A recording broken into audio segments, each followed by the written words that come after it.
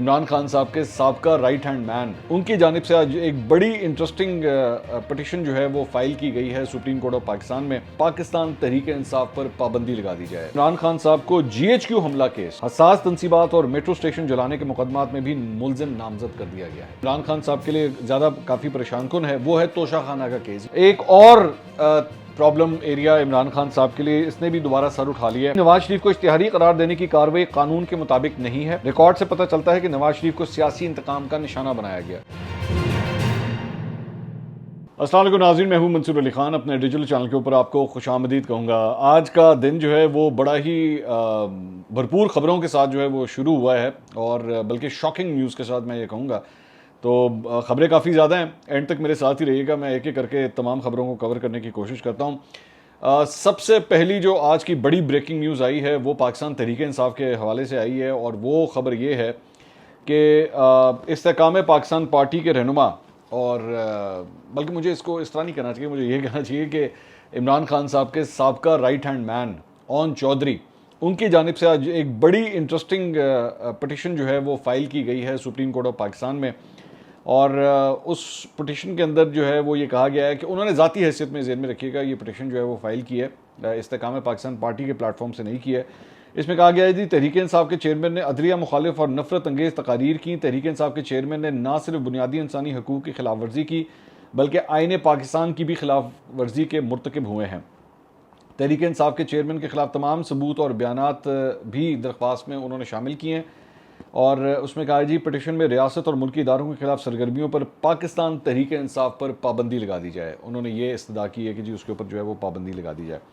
अच्छा, अब इसके ना दो चार इसके मुख्तलिफ पॉइंट्स हैं। एक तो बैन PTI, ये जो ट्रेंड था सोशल मीडिया के ऊपर, ये 9 मई को भी चला था। 9 मई को भी बहुत से लोगों ने ट्विटर के ऊपर जो है वो इसको ट्रेंड किया था। इसके अलावा गाहे बगाए जो है वो इस किस्म के ट्रेंड्स भी सोशल मीडिया के ऊपर चलते रहते हैं, but obviously they are all political party sponsored, यानी मुस्लिम लीग नून की जानिब से अक्सर जो है वो इस तरह की ट्रेंडिंग होती थी। लेकिन द आयरनी इज़ कि ये जो पिटिशन आई है ये ओन चौधरी की तरफ से आई है।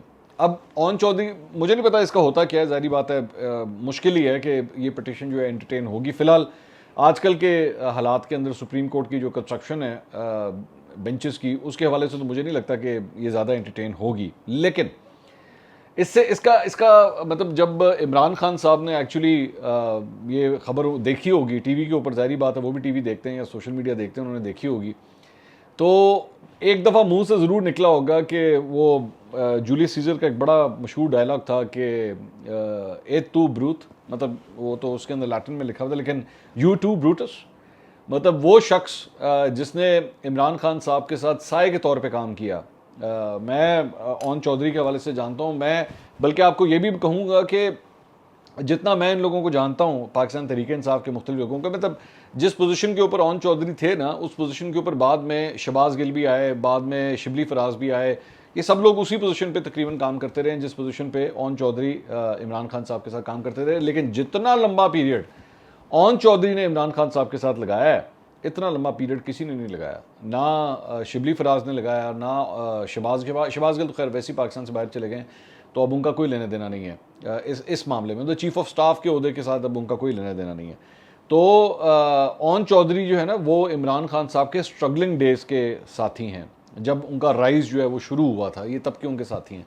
तो उनकी जानिब से जो है ना वो इमरान खान साहब को भी दिल के ऊपर लगी होगी जाके कि यार ये अगर चलो ये शहबाज शरीफ फाइल कर देते, बिलावल भुट्टो कर देते, कोई और कर देता तो ठीक था, लेकिन अपने नहीं, मतलब इतना जुल्म, तो ये डेफिनेटली इमरान खान साहब को दिल के ऊपर ज़रूर लगी होगी कि यार क्या क्या हो गया है, मतलब किसने मेरे साथ ये किया। बहरहाल मैं कभी भी ये ज़हन में रखिएगा, सियासी जमातों को बैन करने के मैं कभी भी हक़ में नहीं होता।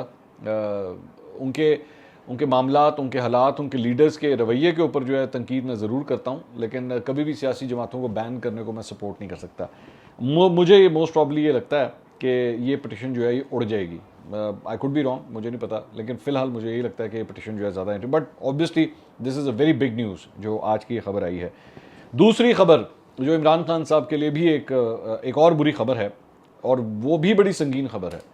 वो खबर ये है जनाब कि इमरान खान साहब को GHQ हमला केस, हसास तनसीबात और मेट्रो स्टेशन जलाने के मुकदमात में भी मुलजिम नामजद कर दिया गया है। अच्छा, इससे पहले जो मुख्तलिफ केसेस थे ना, ठीक है, उसमें मतलब एलिज करप्शन के केसेस, अलकादिर ट्रस्ट का मलिक रियाज वाला हो गया, तोशा खाना हो गया, इस तरह के कई केसेस जो हैं वो ठीक है चल रहे थे। लेकिन ये वाला केस जो है ना अपनी नौयत का बड़ा इंपॉर्टेंट केस है, और मैं उसकी वजह बताता हूँ क्यों। इसकी वजह ये कि ये डायरेक्टली जो एक फ़ौजी तनसीबात है, हसास तनसीबात है, उसके ऊपर हमले में इमरान खान साहब को नामज़द करता है। और जो ये नामज़दगी है ये एक मास्टरमाइंड के तौर पे और प्लानर के तौर पे जो है उनको इसमें नॉमिनेट करती है। ये ज़हन में रखिएगा कि जो पिछली DG-ISPR की एक आखिरी जो प्रेस कॉन्फ्रेंस हुई थी उसके अंदर सहाफ़ियों ने बार बार उनसे सवाल किया था, क्योंकि वो उसमें कह रहे थे कि जी गिरफ्तारियों के बारे में बात हो रही थी, फ़ौजी अदालतों के हवाले से बात हो रही थी, तो उनसे बार बार ये सवाल किया जा रहा था कि क्या जो प्लानर हैं और जो मास्टरमाइंड्स हैं उनको भी जो है वो पकड़ा जाएगा। तो उस वक्त उन्होंने बात कही थी कि जी वक्त के साथ साथ मास्टरमाइंड तक भी हम पहुंच जाएंगे। तो मेरा ख्याल में अब वो स्टेज जो है वो हम ज़ाहिर बात है तो अदालत ने बाद में फ़ैसला करना है कि वो मास्टरमाइंड जो है उनको डिक्लेयर किया जाता है या नहीं किया जाता। लेकिन जो ये नामजदगी हुई है वो इसी पैराहे में हुई है इमरान खान साहब की, कि ये प्लान जो है वो एक्चुअली इमरान खान साहब का था। अच्छा, दूसरी बात ये कि ये जो दफ़ात शामिल हुई हैं ये इंसदाद दहशतगर्दी की दफ़ात हैं। इसका मतलब है कि ये एंटी टेररिस्ट कोर्ट की तरफ जो है वो जाएगा मामला, और वहाँ से उसके बाद ये फ़ौजी अदालत की तरफ भी जा सकता है। तो क्योंकि पिछले एक हफ़्ते में शहर इक़्तिदार इस्लामाबाद के अंदर बार बार ये डिस्कशंस जो हैं वो मुख्तलिफ हलकों के अंदर चल रही हैं कि क्या फ़ौजी अदालतों में इमरान खान साहब का भी केस लगेगा या नहीं लगेगा। इस पे चंद सहाफ़ियों की राय है कि नहीं लगेगा, चंद की राय है कि नहीं, अल्टीमेटली ये केस जो है वो उधर ही जाएगा। तो अब GHQ के ऊपर हमले के हवाले से भी जो है वो इमरान खान साहब इस केस के अंदर नॉमिनेट हो गए हैं। This could be actually very very serious case. ये ज़हन में रखिएगा कि 9 मई के हवाले से रावलपिंडी में दर्ज होने वाले 28 मुकदमात में इससे पहले इमरान खान साहब किसी भी पर्चे में नामजद नहीं थे। तो ये पहला पर्चा है जो पिंडी के हवाले से जो है उसके अंदर भी इनकी नामजदगी हो गई है।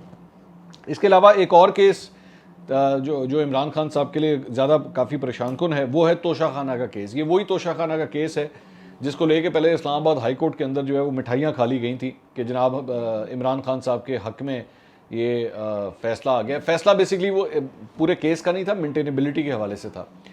तो मैं इसके ऊपर वैसे वीलॉग तो कर चुका हूँ कि बाद में जो है वो इनको जब डिटेल ऑर्डर आया तो फिर पता लगा कि नहीं, ये तो एक्चुअली उसमें कह दिया गया है कि इसको ट्रायल कोर्ट के अंदर जो है वापस ले जाए। तो ट्रायल कोर्ट के हवाले से आज उस केस की समाअत थी।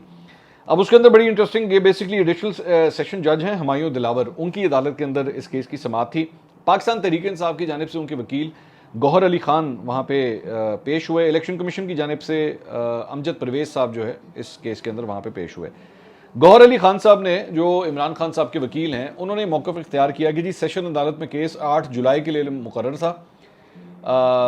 इमरान खान ने आज लाहौर हाई कोर्ट में पेश होना। तो वो ये कह रहे थे कि जी पहले तो एक्चुअली इसकी डेट जो है वो 8 तारीख थी, इसको 6 तारीख को लगा दिया गया। मुझे कल रात को ही पता लगा है व्हाट्सएप के ज़रिए कि आपने केस जो है वो 2 दिन पहले लगा दिया है।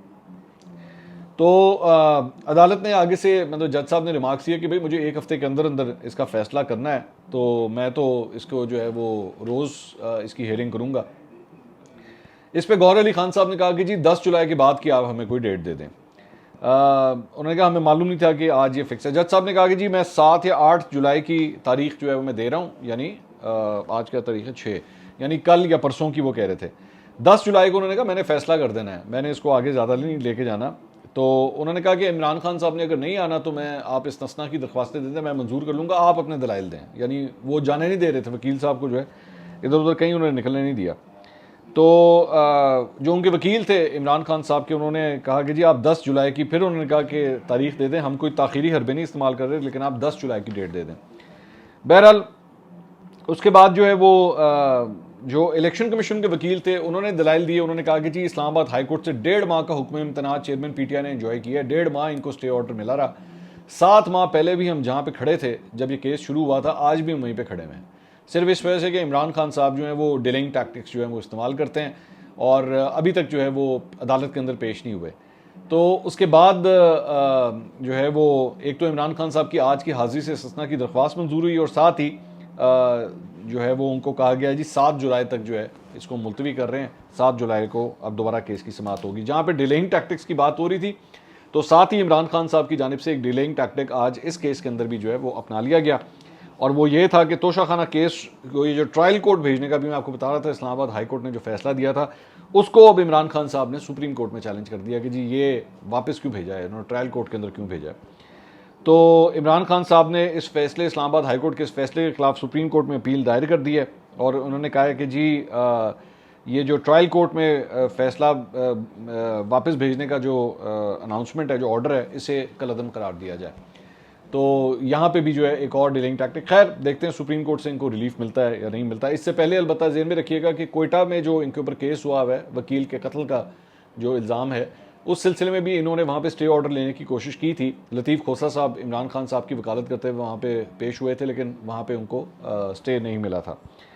एक और प्रॉब्लम एरिया इमरान खान साहब के लिए, इसने भी दोबारा सर उठा लिया है, और वो ये है कि जनाब district and session court Islamabad में इमरान खान के खिलाफ गैर शरई निकाह केस में दरख्वास्त गुजार ने नजर सानी अपील जो है वो दायर कर दी है। ये भी एक नई डेवलपमेंट हुई है।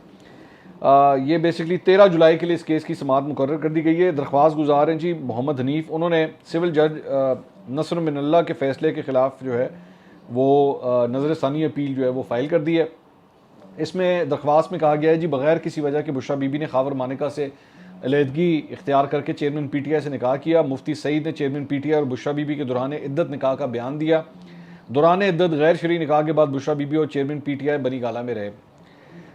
इसमें कहा गया है जी चेयरमैन पीटीआई के गैर शरई निकाह से मुतल्लिक सिविल जज का फैसला कलअदम करार दिया जाए। सिविल जज ने शिकायत नाकाबिल समात करार देकर कानूनी तकाजे पूरे नहीं किए। सेशन अदालत अपील मंजूर करके इमरान खान के खिलाफ कार्रवाई शुरू करे।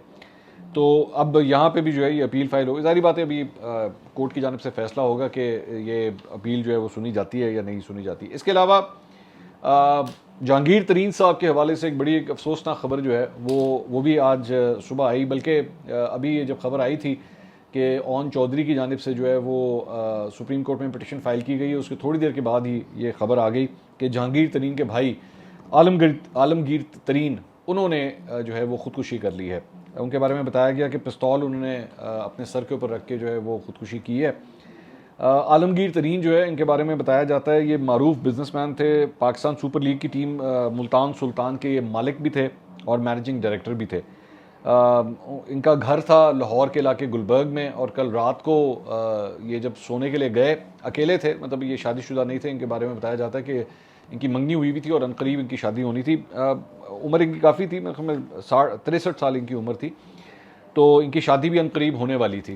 तो इनके बारे में बताया जाता है कि रात को जब ये गए हैं अपने कमरे में, तो उसके बाद सुबह 10 बजे तक जब ये बाहर नहीं आए, तो मुलाजिम ने जब अंदर जाके देखा तो ये ऑलरेडी ख़ुदकुशी कर चुके हुए थे। वहाँ पे उन्होंने एक अपना नोट भी वहाँ पे लिखा है। कुछ बताया जा रहा है कि जी उनको वो बीमार थे और इसकी वजह से शायद डिप्रेशन का शिकार भी थे, जिसकी वजह से शायद उन्होंने ख़ुदकुशी की है। इनका कारोबार जो है वो basically Shamim and company private limited के मैनेजिंग डायरेक्टर थे। जुनूबी पंजाब के लिए पेप्सी और को की ऑफिशियल बॉटलर और फ्रेंचाइज इनके पास थी। पेप्सी की जो फ्रेंचाइज साउथ के लिए थी वो इनके पास थी, और मुल्क का सबसे बड़े साफ़ पानी का जो प्लांट है वो भी इनकी मिल्कियत के अंदर था। बर्कले यूनिवर्सिटी ऑफ कैलिफोर्निया से बैचलर इन्होंने किया और बाद में येल यूनिवर्सिटी से मास्टर्स की डिग्री भी इन्होंने हासिल की। अफसोसनाक खबर है, बहुत अफसोसनाक खबर है। जारी बात है इस वक्त जहांगीर तरीन साहब की फैमिली के लिए जो है इंतहाई हम लोग my condolences are with the Tareen family. अच्छा जी, coming back to the news, Fawad Chaudhry साहब के हवाले से जनाब एक खबर आई है, और फवाद चौधरी साहब के जनाब उनके खिलाफ तौहीन इलेक्शन कमीशन केस में उसकी समाअत हुई। Chief election commissioner Sikandar Sultan Raja की सरबराही में 5 रुकनी बेंच ने इसकी समाअत की। इस्लामाबाद पुलिस के एहलकार ने कमीशन को बताया कि मैं फवाद चौधरी के वारंट्स की तामील के लिए उनकी रिहाइशगाह गया था। फवाद चौधरी की रिहाइशगाह पर उनके भाई फैसल चौधरी मिले। फैसल चौधरी ने बताया कि जी उनके भाई के खिलाफ सियासी मुकदमात हैं, वो हमें भी नहीं मिल सकते, तो उन्होंने मिलने से इनकार कर दिया। मेंबर इलेक्शन कमीशन ने कहा कि फवाद चौधरी ना खुद आए ना उन्होंने हाजिरी से इस्तिना की दरख्वास्त दी है। फवाद चौधरी के मावन वकील ने इस्तदा की कि हाई कोर्ट में आज इलेक्शन कमीशन की वकील ने दलाइल देने हैं, केस मुलतवी कर दें क्योंकि हाई कोर्ट 1-2 दिन में फैसला करेगी।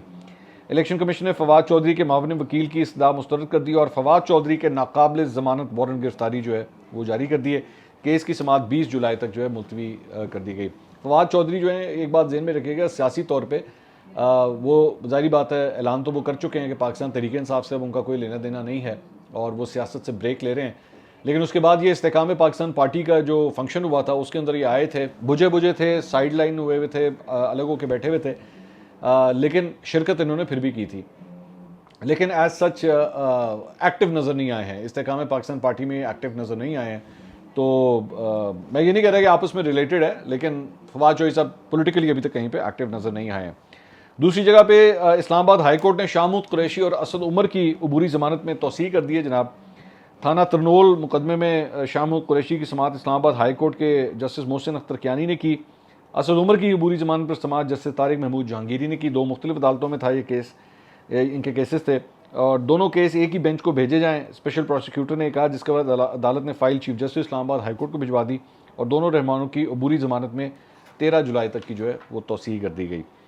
इसके अलावा एक और ख़बर के मुताबिक जनाब इदारों के खिलाफ तकरीर और जलाओ घिराव के मुकदमे में गिरफ्तार डॉक्टर यास्मीन राशिद को जुडिशल रिमांड मुकम्मल होने पर इंसदाद दहशतगर्दी अदालत में पेश किया गया। पुलिस ने यास्मीन राशिद के जुडिशल रिमांड में 14 रोज़ की तौसीह की इस्तदा की।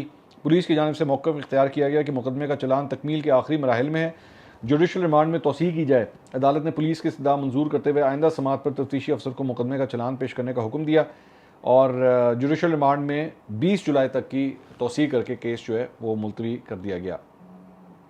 तो एक खबर जो है वो ये है। इसके अलावा नवाज शरीफ साहब के लिए एक बड़ी जनाब खुशखबरी आई है और वो खुशखबरी ये है, फ़ैसला आया है सामने, बेसिकली तफसीली फ़ैसला जो है वो जारी हुआ है।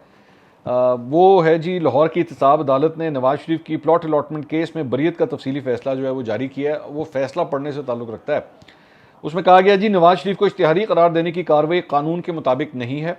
रिकॉर्ड से पता चलता है कि नवाज शरीफ को सियासी इंतकाम का निशाना बनाया गया। ये एक फ़ैसले के अंदर लिखा हुआ है। अदालत 3 बार मुंतखब होने वाले वज़ीर आज़म नवाज शरीफ को बरी करने का हुक्म देती है। साबिक़ हुकूमत ने नैब को नवाज शरीफ का मुस्तकबिल तबाह करने के लिए रेफरेंस पर मजबूर किया।